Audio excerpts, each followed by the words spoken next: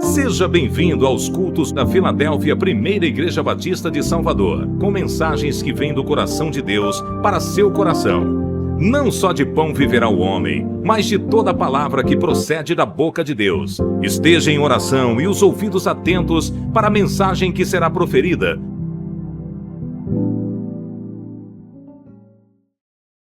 E Deus limpará dos seus olhos toda lágrima, e não haverá mais morte, nem pranto, nem clamor, nem dor, porque já as primeiras coisas são passadas.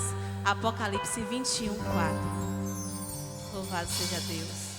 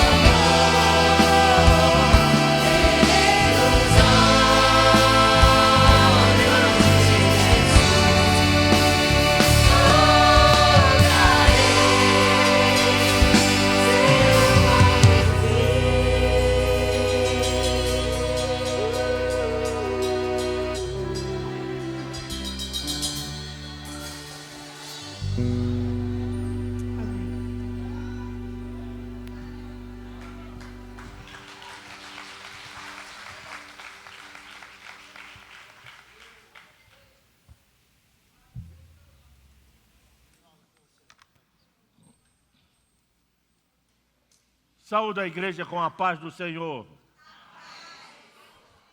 Estamos vivendo um momento crucial para que nos voltemos para as Escrituras.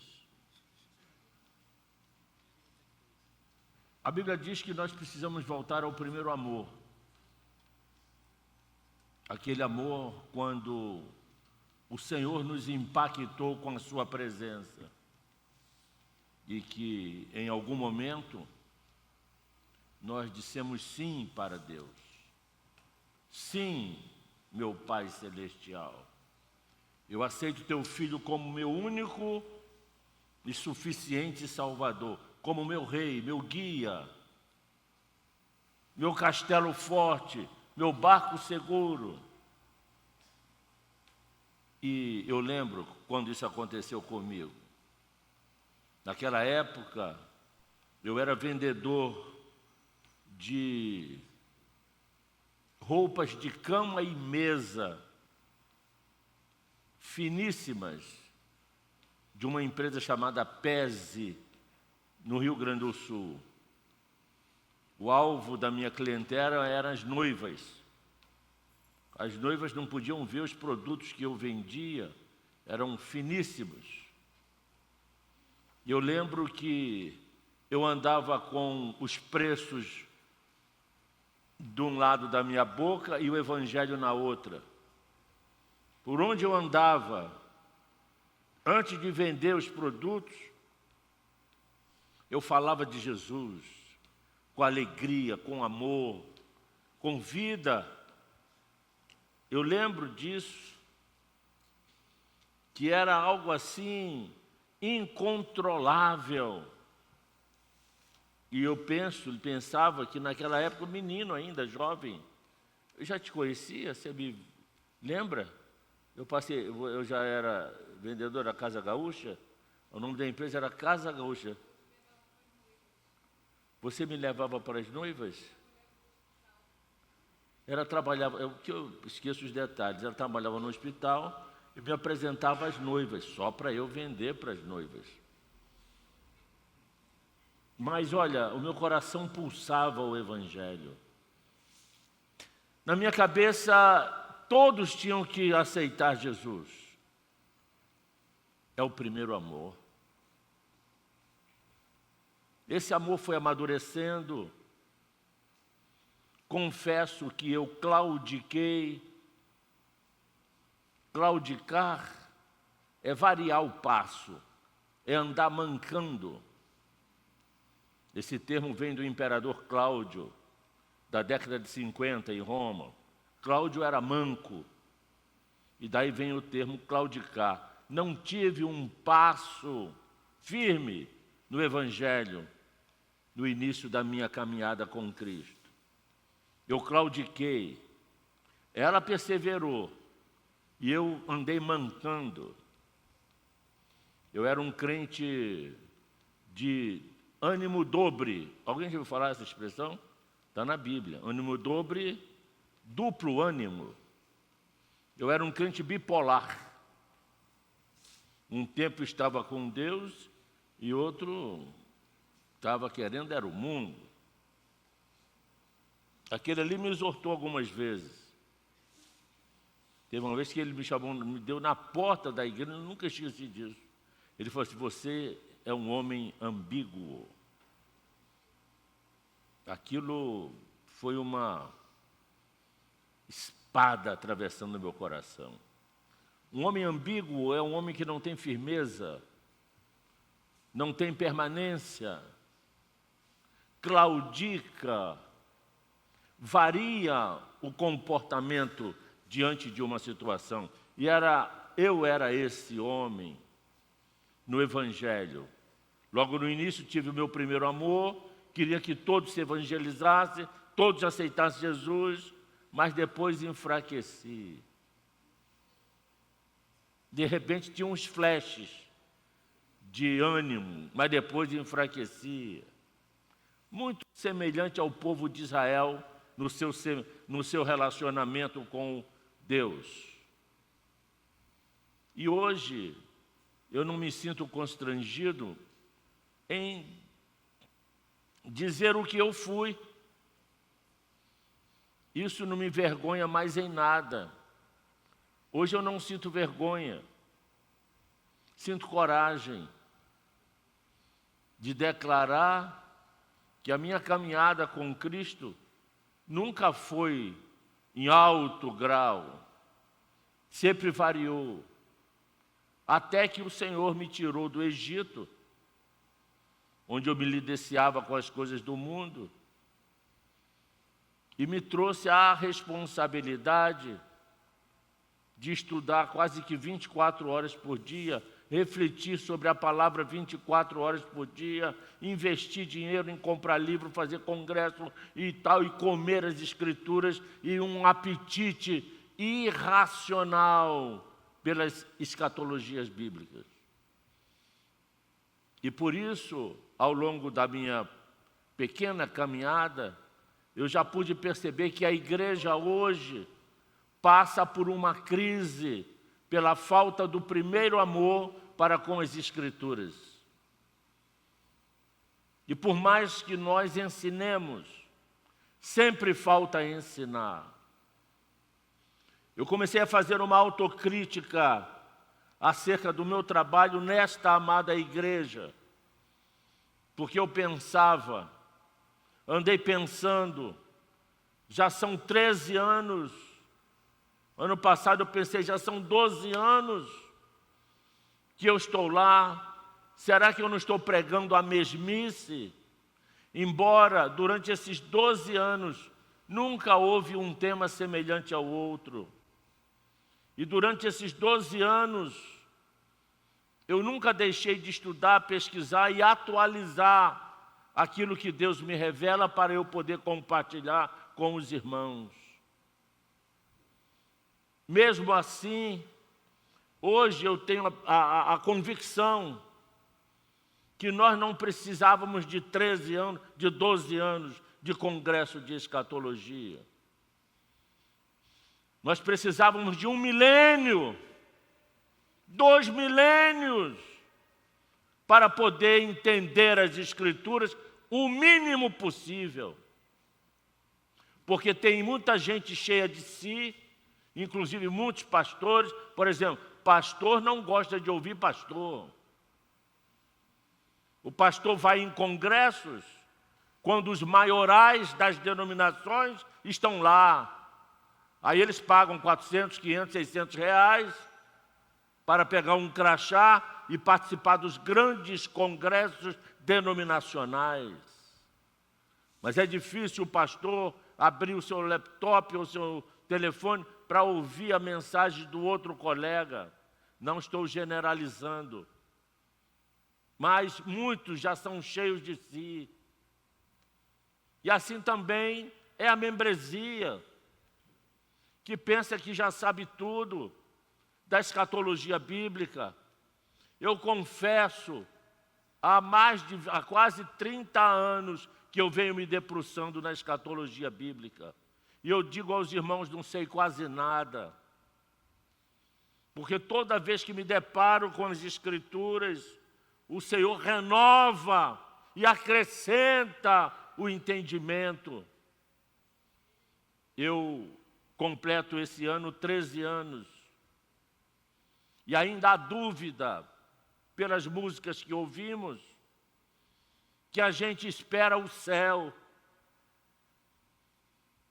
Há quase 12 anos que eu venho falando aqui do milênio, e que o milênio será nessa terra, e essa terra será restaurada.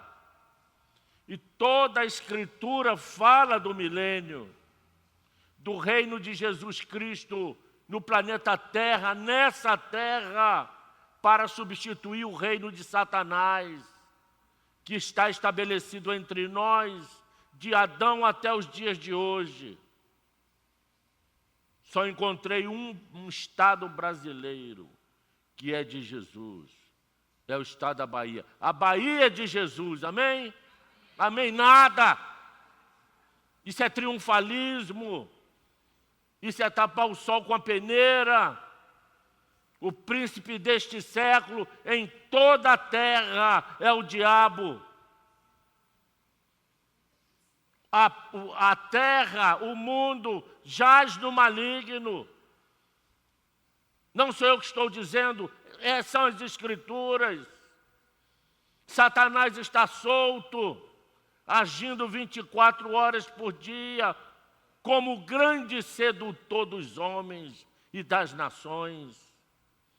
E por isso que esse tempo, esse governo, que já dura 6.000 anos, tem que chegar ao fim.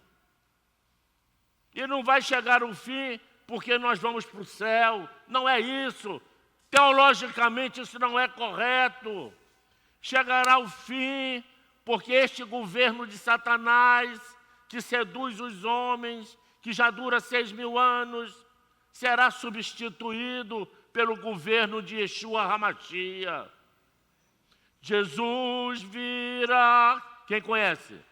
Outra vez aqui, Jesus virá mais uma vez. Quem conhece?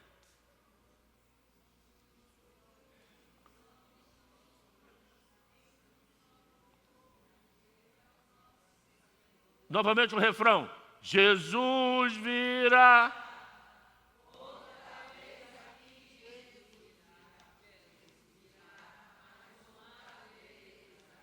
Para quê? Tá bom, Jesus virá mais uma vez aqui. Para quê? Para levar a igreja para o céu? Isso não está correto. Será que eu vou ter que vir mais 13 vezes aqui para falar do milênio? Para que as canções do período do congresso sejam canções coerentes com as Escrituras? Porque a gente fica falando da ditosa cidade. E a gente sai daqui hoje com a cabeça nesse lindo hino. Porque esse lindo hino nos encanta. E encanta mesmo. Além do Rio Azul. Já me sinto lá. Mas esse lá não é para agora. Nós não podemos pular uma etapa. Não podemos pular o milênio. Não podemos suprimir o reino de Jesus Cristo na terra. Jesus virá mais uma vez aqui para reinar. O Apocalipse capítulo 20, versículo 1, diz que um anjo comissionado pelo Criador virá dos altos céus, que não é necessariamente o céu físico, e traz consigo uma grande corrente e prende Satanás e o joga nas masmorras, na prisão, por 1000 anos. Por que Deus vai prender Satanás por 1000 anos? Para que quando Jesus venha e estabeleça seu reinado, não haja outro que venha interferir naquilo que ele vai fazer na terra. Um reinado de paz, onde os homens não aprenderão mais a arte da guerra, onde as metralhadoras, os tanques de guerra, os encouraçados, as armas da matança serão reusinadas para serem transformadas em relhas, em arados, para que haja abundância de comida na terra e não haja mais fome nem opróbrio dos povos. Esse tempo tem que existir, porque as Escrituras dizem que vai existir. Esse sistema homem, o sistema terra, não pode terminar agora como ele está. Se Jesus vier agora para levar a igreja para o céu, quem ganhou foi o diabo. A história do homem está marcada pelo pecado, pela iniquidade. E quanto mais se aproxima o momento da volta de Cristo, mais pecado, mais iniquidade. Esse sistema tem que ser abolido para que haja reino de Cristo na terra. A culpa não é de vocês, que ainda não entenderam isso. Porque se uma igreja como essa, que já recebe o ensinamento de escatologia há 13 anos, pelo pastor que vos fala, e que, além disso, tem um pastor que sonha, vive e prega escatologia. Essa igreja deveria ser a igreja mais sapiente da Bahia, do Nordeste e até mesmo do Brasil em escatologia bíblica. É porque quando termina o congresso de escatologia, ninguém mais quer saber de estudar, ninguém mais se debruça. O primeiro amor com relação às escrituras são substituídos pelos afazeres diários, pela disputa da vida.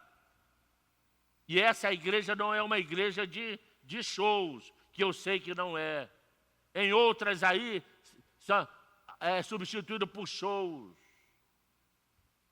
Às vezes eu encontro ou recebo pelas minhas lives, pelos meus grupos sociais, pastor, volta mais uma vez aqui na minha igreja. Você só esteve aqui uma vez, deixou um rastro pelo Espírito Santo de ensinamento.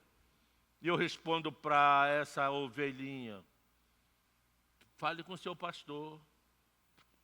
Mas não adianta ela falar com o seu pastor, porque as igrejas não querem estudar sobre a volta de Jesus. Muitas igrejas se transformaram em corporações. Muitas igrejas deixaram de ser corpo para viverem corporativamente como empresas. Muitas igrejas deixaram de ser o corpo vivo de Cristo e passaram a ser um supermercado religioso, oferecendo benesses e oferecendo bugigangas espirituais, como na época de Lutero em Roma, porque isso dá dividendos, dá dinheiro e enche os cofres das igrejas. Igrejas que estão vendendo heresias e que são igrejas riquíssimas por aí afora. Eu lamento, fico triste que o pastor Jorge tenha que falar a essa igreja para que deem R$10 de oferta para ajudar a oferta do pregador. A mim não! Eu não preciso de R$10 de ninguém.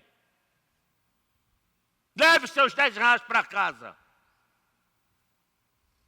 É um absurdo.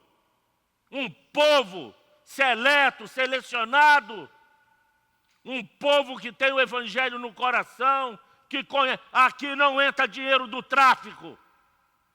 Aqui não entra dinheiro da Lava Jato. Aqui não entra dinheiro da corrupção. E essas luzes, essa água, os emolumentos, o salário do anjo da igreja e a oferta de pregadores que possam vir aqui, sai do dinheiro do esforço limpo de cada um de vocês. E não precisa o pastor ficar se esgoelando, dei R$10, dei R$10 para ajudar a pagar o hotel. Ora, eu vou vir aqui para ficar debaixo do viaduto? Eu vou comer o quê durante esses dias? Nada.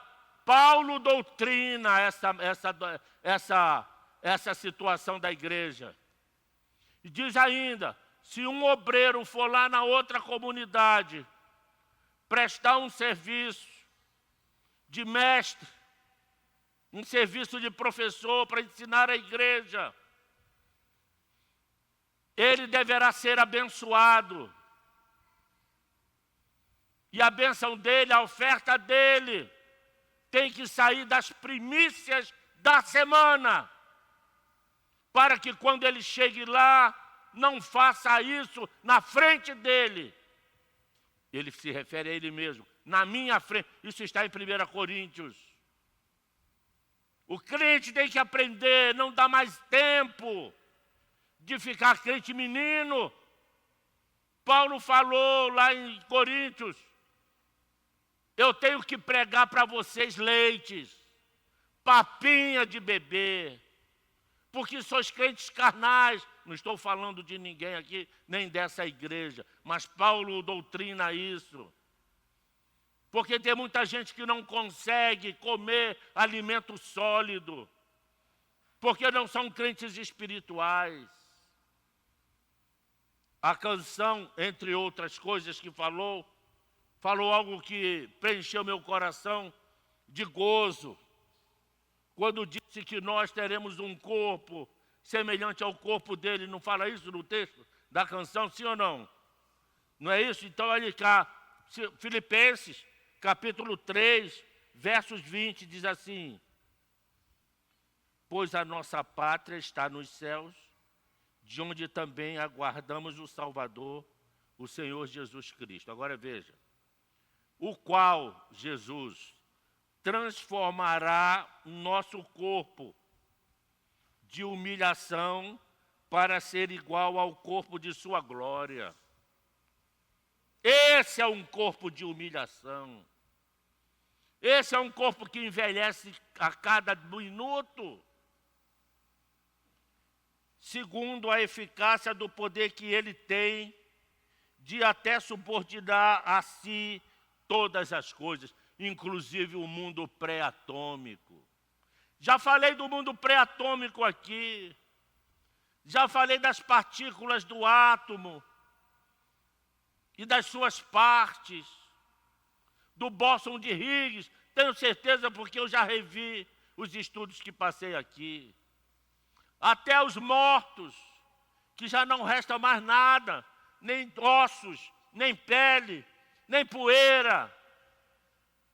O Senhor juntará novamente, como fez com Adão, e do pó da terra levantará corpos irressurretos, corpos imortais, semelhantes ao corpo de Jesus Cristo, para que vivamos o milênio e depois a eternidade. Esse cronograma não pode sair da nossa cabeça. Está ainda aqui, amados, Paulo escrevendo João escrevendo na sua primeira epístola, no capítulo 3, versos 2, dizendo assim: amados, quem são os amados? Israel? Israel não tinha capacidade de entender isso. Os judeus não têm capacidade de entender isso.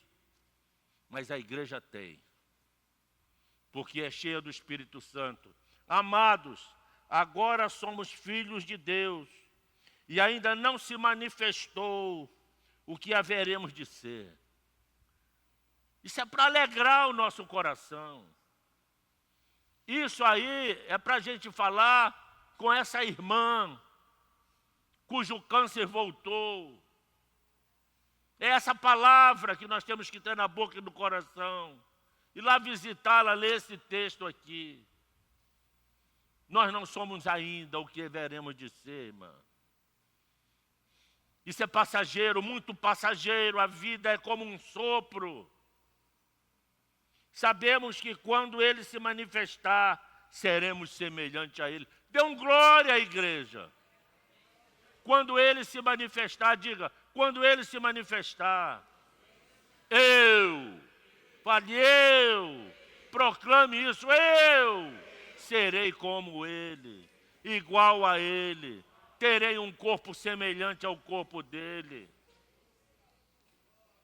porque haveremos de vê-lo, diga, haveremos de vê-lo, como Ele é. Meu Deus. Meu Deus. Ah, mas isso eu já sei. Então rememoriza. Continua martelando a palavra dentro de você.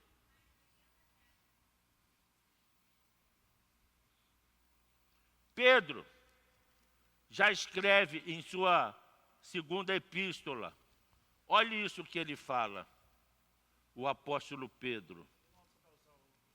Vou chego lá, pastor. Eu chego lá. Olha só, capítulo 3. Amados, esta é agora a segunda epístola que vos escrevo. Em ambas procuro despertar com lembranças a vossa mente esclarecida. Pedro está dizendo que a nossa mente já é esclarecida, para que vos recordeis das palavras que anteriormente foram ditas pelos santos profetas, bem como do mandamento do Senhor Salvador, ensinadas pelos vossos apóstolos. Isso é um tapa na minha cara. Pedro está dizendo que eu tenho, porque a minha mente é esclarecida, e eu tenho que lembrar daquilo que os apóstolos ensinaram, as profecias. E tenho que lembrar daquilo que os profetas de Israel também ensinaram. E hoje a igreja claudica. É muito comum ouvirmos aí entre os irmãos: eu leio a Bíblia, mas não entendo. Isso é um absurdo. Não entende porque não se esforça.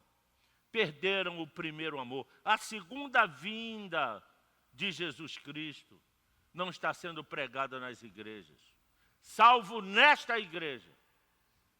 Não porque eu tenho vindo aqui 13 anos, mas porque ele tem falado disso também muito mais de 13 anos por onde ele anda. Ele costuma dizer, ele tem razão, esse fogo da escatologia começou eu ouvindo, e Glorinha também ouvindo, as pregações dele lá na primeira igreja batista em Niló. Nunca fechou a boca para deixar de falar da volta de Cristo. Tem livros escritos sobre isso. Só que, por exemplo, a Convenção Batista Brasileira, dos quais tenho grandes amigos, também fui ordenado entre os batistas brasileiros, através de um concílio com mais de 20 pastores me imprensando lá. E ele participa anualmente das convenções nacionais. Vai ter uma agora na Bahia, no centro de convenções, me parece que em janeiro.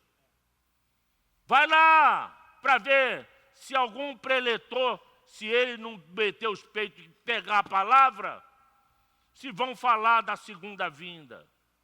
Não falam. Vai falar de missões e de se mulher pode ser pastora ou não, ficar naquela mesmice. E a maioria dos pastores vão mesmo tomar uma água de coco em Itapuã. Mas não falam de escatologia bíblica. Ele sabe de estou mentindo? E não é só a batista, não. Os presbiterianos são piores ainda, porque negam o reino de Jesus. São negacionistas dos reinos. Os amilenistas, que dizem que não há milênio e que o plano de redenção para com Israel se esgotou na primeira vinda de Jesus. Isso me dá urticária. Eu queria ter acesso a esses homens para lhes fregar na mente os textos bíblicos, a aliança de Abraão, que é perene. Mas a segunda vinda não está sendo pregada. Não está passando aqui, Maurício.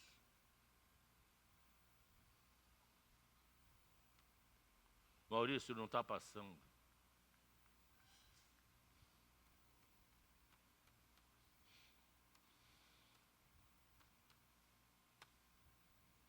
É luta.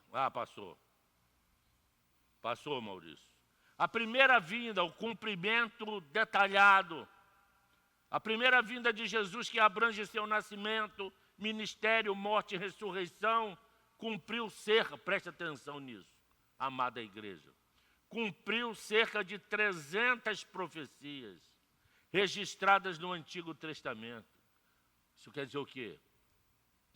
Que o anúncio, repita comigo. Quando você fala, as conexões do cérebro juntam um com o outro, cruza, e através das sinapses, entra nas cacholas e você memoriza. Então, por favor, em nome de Jesus, fale. Diga assim comigo.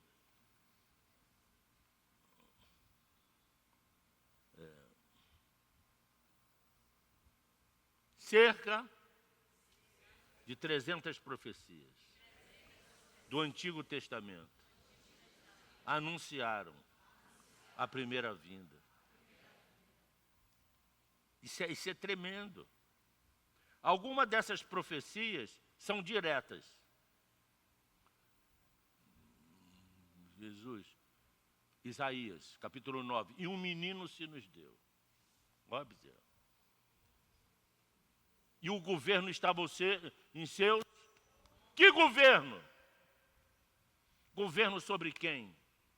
Sobre as nações. Então, Isaías já estava profetizando que aquele menino seria rei das nações. Tem essa música? Ó, rei das nações. A igreja canta e não entende. Ó, rei das nações.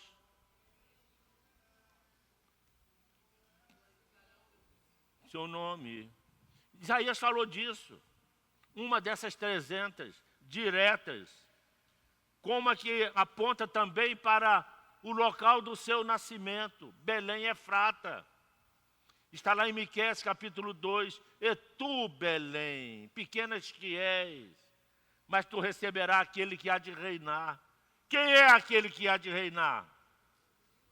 Yeshua HaMashiach. Ele reinou onde e quando? Ainda vai reinar. No hebraico, chama-se Migdal Eder, Torre do Rebanho, ali nas cercanias de Belém Efrata, porque ali tinha uma atividade econômica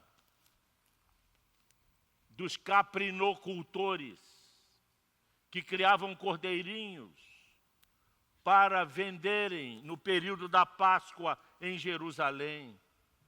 Olha que coisa fantástica, que a maravilha da profecia.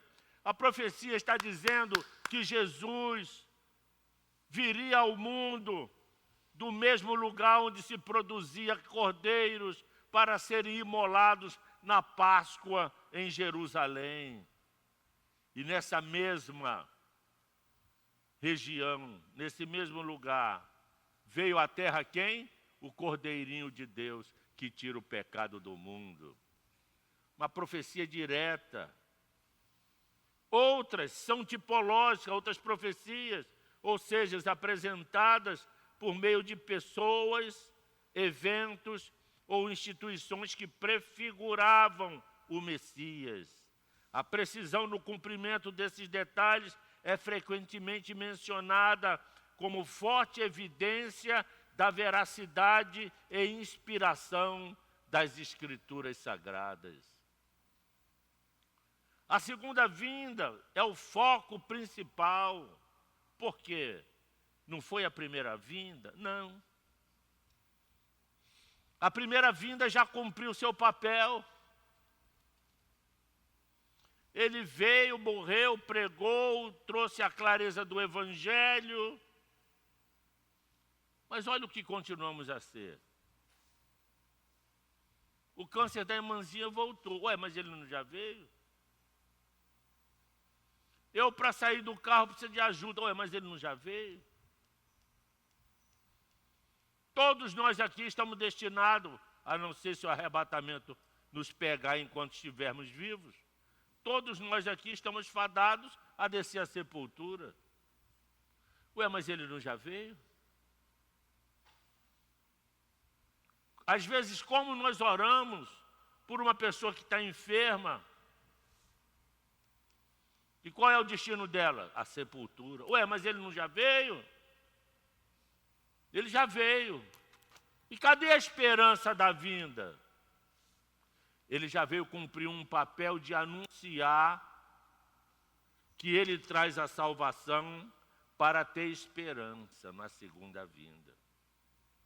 Olha isso, igreja. A primeira vinda traz o fato da conclusão de salvação, mas a segunda vinda é que nos traz esperança. Olha isso, estima-se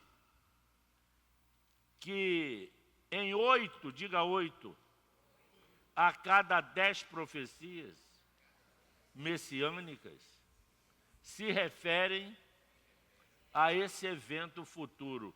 Qual evento futuro? A segunda vinda. Repita comigo, por favor. 8 a cada 10. É a minoria? É a minoria? É o quê? A maioria. A maioria da Bíblia, a maioria das profecias falam, apontam para a segunda vinda. Isso se traduz em cerca de 1845 referências diretas ou indiretas espalhadas por toda a Bíblia sobre a segunda vinda. Olha a estatística. Você acha que as igrejas no Brasil estão tendo esse nível de informação? Não é porque sou eu que estou trazendo, não. É pelo amor da segunda vinda. Paulo diz que uma coroa de justiça está destinada a ele.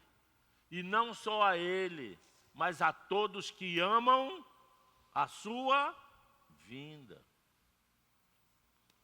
Cerca de 1845 referências. Essa quantidade massiva de referências sublinha a importância escatológica da segunda vinda, que inclui eventos como o juízo final.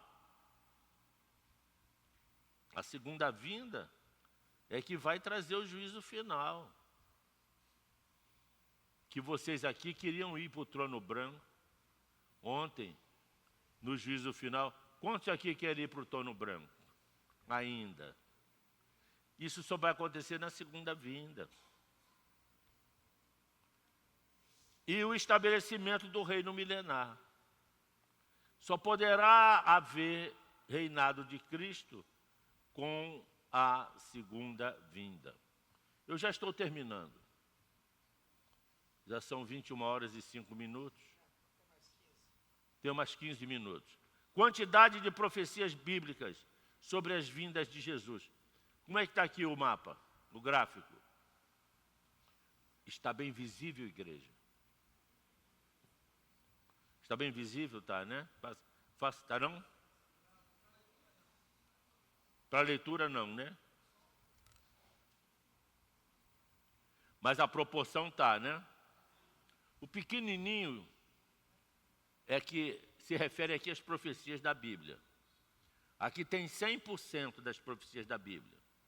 O pequenininho são as 300, que falam da primeira vinda. E aqui está 1845. Olha, Bezerra, que fala da segunda vinda. Leva isso lá para a convenção. E pior que a maioria dos pastores, inclusive o presidente da convenção, ele não me ouça, diz que só tem escatologia no Novo Testamento e mais presente no Apocalipse. Parece que não fez seminário. Que ele não te ouça, porque você é um batista como eu, mas a mim ele pode ouvir. Bota ele ao alcance da minha palavra, para ver se ele não vai ouvir. Esses homens negam. Como é que só as parábolas de Jesus, a maioria delas fala da segunda vinda. A parábola do bom samaritano.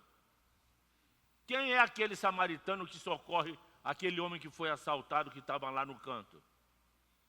Passou o sacerdote, passou o levita, ninguém se importou, está lá um homem ferido, esbofeteado, roubaram tudo dele. Aí chega um homem que é desprezado pelos judeus, um samaritano, pega o coitado, coloca azeite e vinho, salvação e Espírito Santo nele. Bota ele em cima do seu animal e leva para uma hospedagem. Quem é a hospedagem? É a igreja. Chegando lá, o bom samaritano tira 2 denários do bolso. Quantos? 2 denários. e entrega ao estalajadeiro, que são os anjos da igreja. E diz assim: cuida dele, está aqui o pagamento, cuida dele. Quando eu voltar, se eu dever alguma coisa ainda, eu pago. Qual era o valor de um salário de um dia de um trabalhador na época de Jesus? 1 denário. Se ele deixou 2 denários, é porque ele vai se ausentar 2 dias. Na contagem profética da semana de Deus, isso já foi ensinado aqui, 2 dias significam 2000 anos. Do ano 1, depois de Cristo, até os dias de hoje. Já se passaram 2 dias. E já entramos no 3º milênio, no 3º dia, no amanhecer do 3º dia. A trombeta está para soar. Nós somos a geração do arrebatamento da igreja, eu não tenho dúvida disso. Jesus, nas suas parábolas, dizendo que voltaria em 2 dias. Isso não é Antigo Testamento. Isso é Novo Testamento. Eles não fazem essa aplicação. A maioria absoluta dos pastores não faz essa aplicação da parábola do Monte Samaritano. Não fazem. Faz de questão de ajuda, socorro. É isso mesmo. Infelizmente é isso. Olha cá, isso tudo aqui vai para um livro. Em novembro eu devo ter esse livro para oferecer a vocês. Se o pastor me der a oportunidade, venha pelo menos um dia aqui pregar. Já estou pedindo. Aliás, depois de velho eu nem peço, suplico. Em nome de Jesus. Então é o seguinte, eu estou dando a fonte dessa estatística. Paine J. Barton, Enciclopédia da Bíblia, Profecia, 1973. John Walford, Profecia de Hamburg, Victor Book, 1990. J. Duig Pentecostes, os teólogos, professores conhecem esses autores. Duig Pentecostes, 1958. Luke Herbert, 1962. Está aí a fonte. Eu não estou aqui inventando nada. São as fontes dessa estatística. A predominância da segunda vinda não diminui no Novo Testamento, pelo contrário, é amplificada. Cerca de 1 em cada 25 versículos do Novo Testamento aborda a segunda vinda. Ah, Jesus! É muito forte isso aqui, viu?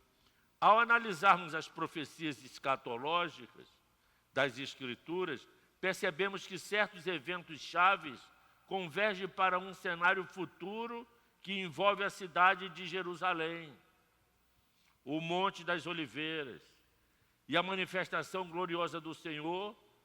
2 passagens centrais que nos ajudam a compor esse quadro são Zacarias 14 e Apocalipse 16. Olhe, Zacarias 14. Essa ilustração, esse PowerPoint, foi Maurício, coitado, que fez aí nas madrugadas.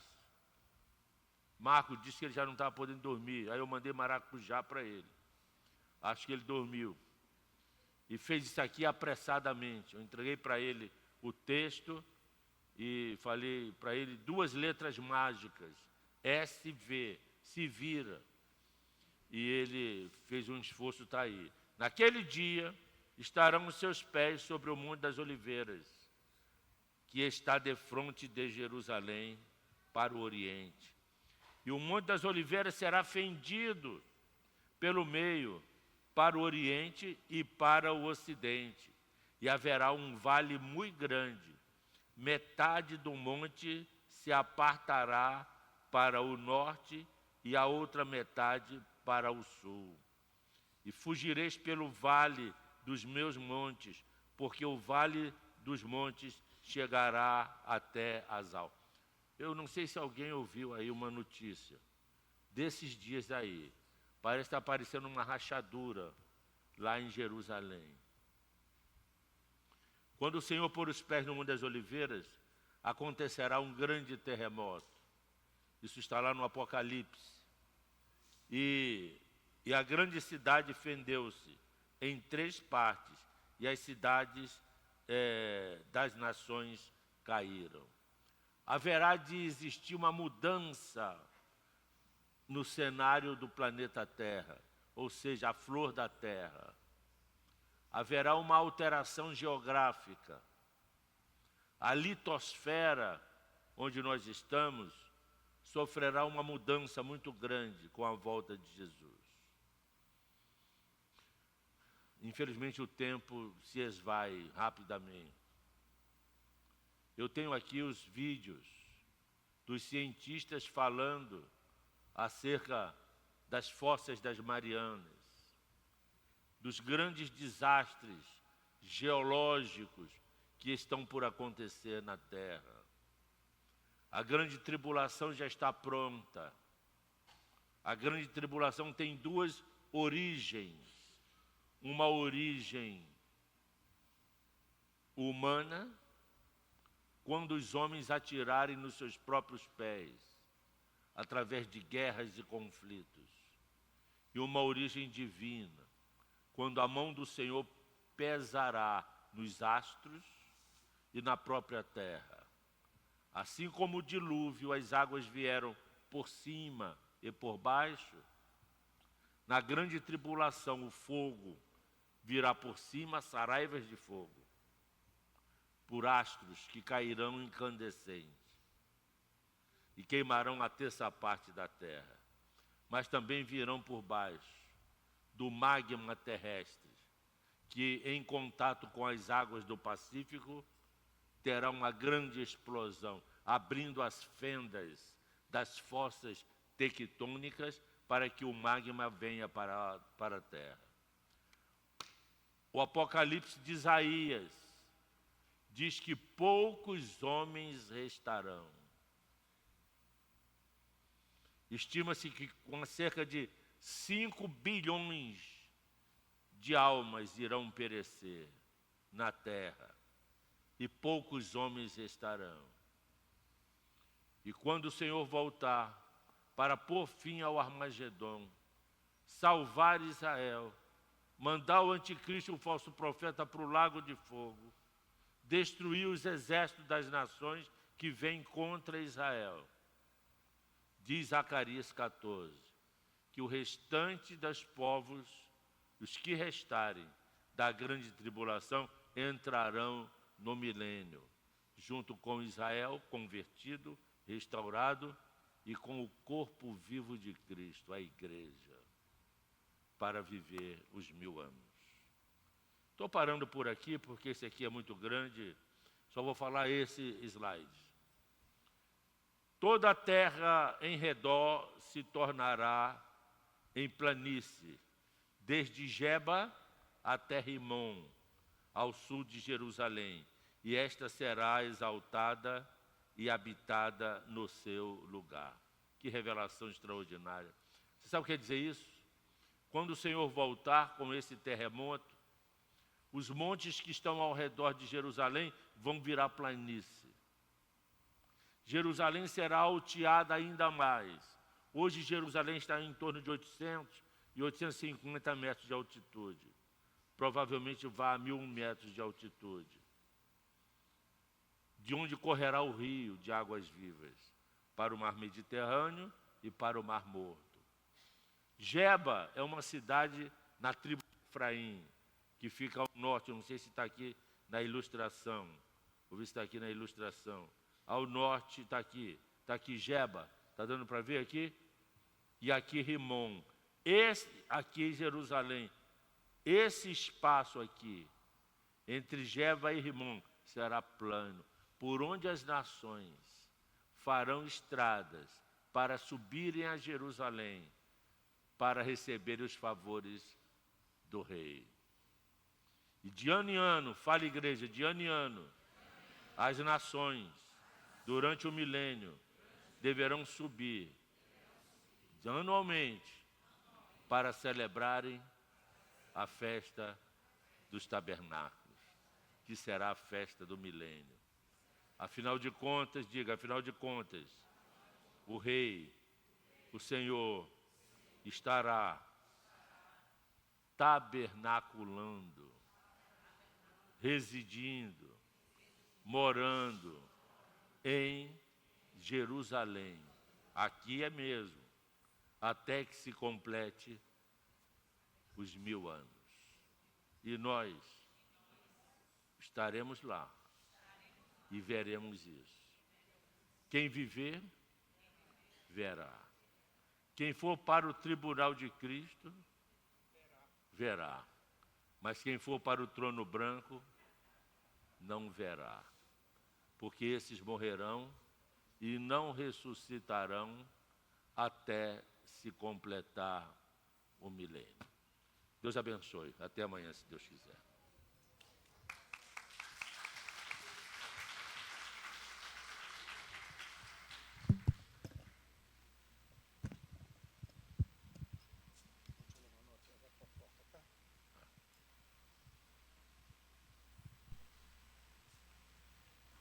Glória a Deus. Dê um glória a Deus aí agora. Esse é o maior anseio, a volta de Cristo, a segunda vinda de Jesus, que nós aguardamos, esperamos. Essa é a nossa maior esperança, não é verdade? E todos aqueles que pertencem, que são dele, anseiam, amam a segunda vinda, desejam. Amam significa desejar. Irmãos, amanhã então, o último dia do congresso, aqueles que querem dialogar, perguntar, tirar dúvidas sobre o texto de escatologia, que é toda a Bíblia, e não como muitos pastores pensam, que é apenas no Novo Testamento, e mais ainda, apenas no Apocalipse, não é verdade.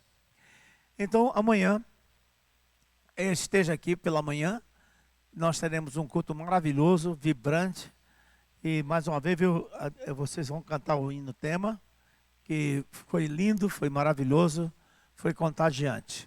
Então, eu gostaria de convidar os irmãos para estarem às 8h45, porque às 10 horas, 10h15, melhor, vamos começar o culto. O culto deve terminar no máximo às 12h30. Então, seja bem-vindo, coloque seu carro, aqueles que têm carro, automóvel, na Escola Parque, que nós temos uma parceria aí, e nenhuma igreja tem esse espaço disponível para os seus frequentadores, né? De mais de 200 carros, que é possível colocar lá em ambiente de total segurança. Eu quero desejar a todos uma noite abençoada, abençoadíssima, que você tenha um sono muito repousante, que Deus renove suas forças. Lá por volta das 2h30, estou lá, orando por você, né? 2h30, por aí, 3 horas, eu estou lá orando e mandando um texto bíblico para você, fazendo minha oração por sua vida, e pedindo a Deus que atue em áreas específicas, e que opere o milagre que você tanto deseja, porque eu também tenho o milagre que eu desejo, e Deus sabe qual é, né? Nem é para mim, é para a vida da minha esposa, tá bom? Então eu sei que Deus vai operar, porque eu creio que Ele é poderoso para fazer muito mais do que eu penso e do que eu peço, tá certo? Querida igreja, que bom que você veio, esteve aqui, convide outras pessoas, não é? E amanhã o culto será online. E o Maurício, eu quero dizer a você publicamente a minha gratidão por preparar esse material para o pastor Edinaldo. Trarei um presente meu pessoal para você dos Estados Unidos, que você vai gostar muito, tá bom? Uma camisa importada para você, amém? Deus te abençoe, meu querido. Você não ajuda apenas o pastor Edinaldo, você é bênção para o ministério, com sua irmã também, Stephanie, para o ministério de multimídia. E para a Stephanie não ficar com ciúme, vou trazer para ela também. Vamos orar. Que o amor de Deus, o nosso Pai, que a graça transformadora de Cristo e as consolações do Espírito Santo seja aqui com cada servo e serva do Senhor, e de igual modo com todo Israel de Deus, por toda a face da terra espalhado. E o povo de Deus disse o que, irmãos? Vá na paz, meu irmão. Filadélfia, Primeira Igreja Batista de Salvador. Com mensagens que vêm do coração de Deus para seu coração. Não só de pão viverá o homem, mas de toda palavra que procede da boca de Deus.